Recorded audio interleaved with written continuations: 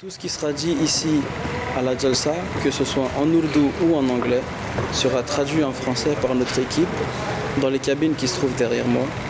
Tout ça pour nos participants francophones qui ne comprennent ni l'ourdou ni l'anglais. Il est tout à fait impensable pour moi d'assister à Jalsa sans traduction. On vient ici pour écouter les enseignements du calife, pour essayer de se réformer. Moi, je comprends pas forcément bien l'anglais et encore moins l'ourdou. Donc sans la traduction, pour moi, ce serait inutile de me déplacer et de venir assister à la conférence. Je suis responsable du bureau central pour la francophonie.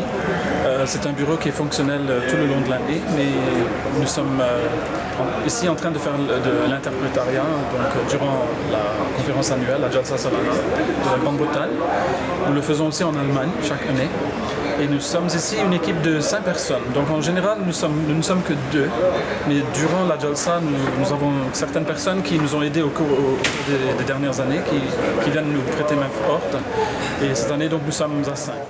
Le système il est assez simple. On reçoit l'audio et le visuel directement du chapiteau principal. Et on traduit depuis le papier si on l'avait déjà traduit à l'avance. Mais si c'est le calife, alors on le fait à l'écoute. Se fait ici dans cette cabine et tout est ici temporaire. Donc cette cabine elle-même, elle a été montée de toutes pièces. On a environ 10 langues et moi je traduis en langue française. Donc quand on vient ici, on a le moniteur, on peut voir le calife. Ensuite, on a notre écouteur et ensuite on a notre micro et cet appareil-là. Donc on n'a qu'à écouter et puis on peut choisir les langues, on peut choisir l'original, le calife parle en langue ourdou, donc on peut choisir l'original. Ou s'il y a un des traducteurs qui ne connaît pas la langue ourdou, par exemple le traducteur turc par exemple, il peut prendre de l'anglais et traduire, écouter et traduire. De la Jalsa, c'est que nous nous adressons à la francophonie. Et la francophonie, ça représente plusieurs centaines de millions d'auditeurs potentiellement. Et au niveau de la Jamaat elle-même, de la communauté Ahmadiyya, l'un des groupes linguistiques les plus importants, c'est justement le groupe francophone.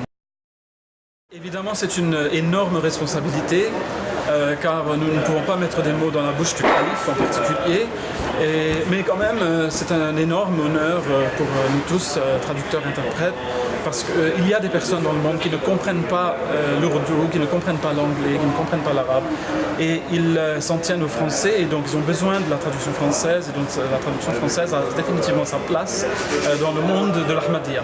Si on regarde bien, c'est comme si le Messie promis alayhi salam était en train de s'adresser en français au monde, non seulement au monde de l'Ahmadiyya, mais au monde non-Ahmadiyya aussi. Et nous sommes vraiment la langue du Messie promis, nous sommes la langue du prophète Muhammad sallallahu alayhi wa sallam, la langue du calife de l'heure. Et cela nous fait rappeler évidemment l'ampleur de la lourdeur de la responsabilité qui pèse sur nos épaules.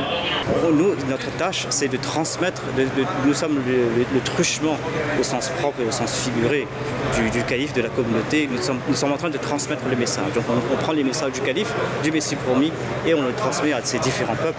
Parce que nous, on traduit en langue française, mais il y a d'autres départements qui traduisent en langue espagnole, en langue anglaise.